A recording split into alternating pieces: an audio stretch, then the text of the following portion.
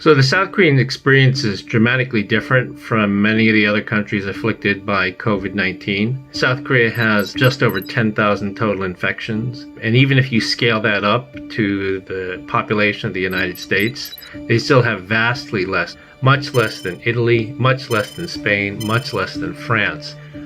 So I think there were a couple of things that South Korea did to reduce the spread of the disease. The first is that they moved very early. They discovered their first case of a traveler from Wuhan, China on January 20th. And it took the South Korean officials less than a week after that first case to organize a meeting with 20 pharmaceutical and medical companies to start talking about a public-private sector partnership to increase production of PPE, of medical equipment, of face masks, as well as start a crash production on test kits. The other thing that South Korea did very early on was declaring a national emergency. They went to code red on the infectious disease alert about 1 month after they discovered their first case. In the United States, it would take us at least 3 more weeks before we would declare a national emergency, at a time when every day counts. South Korea also put a lot of emphasis on contact tracing, and they essentially leveraged technology to do this.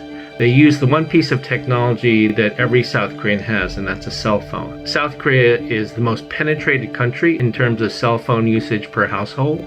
And so the government thought it would be useful to put an app on a cell phone such that you could do contact tracing in terms of individuals who were tested positive for COVID-19.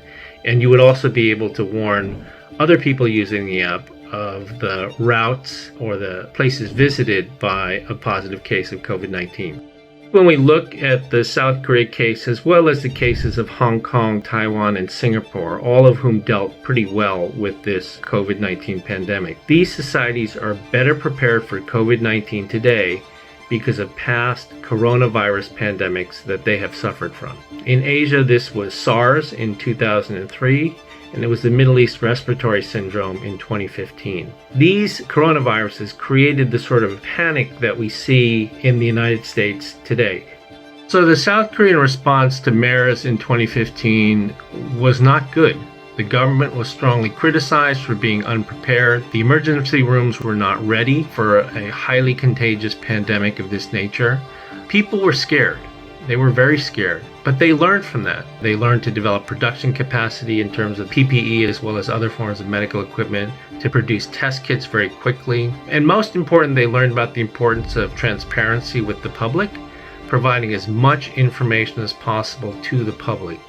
And so I think perhaps the best lesson and perhaps the brightest news going forward is, as a result of this experience, the United States, I think, is going to be better prepared for the next pandemic. Although the lessons this time are quite severe, we're going to be better prepared for the next pandemic.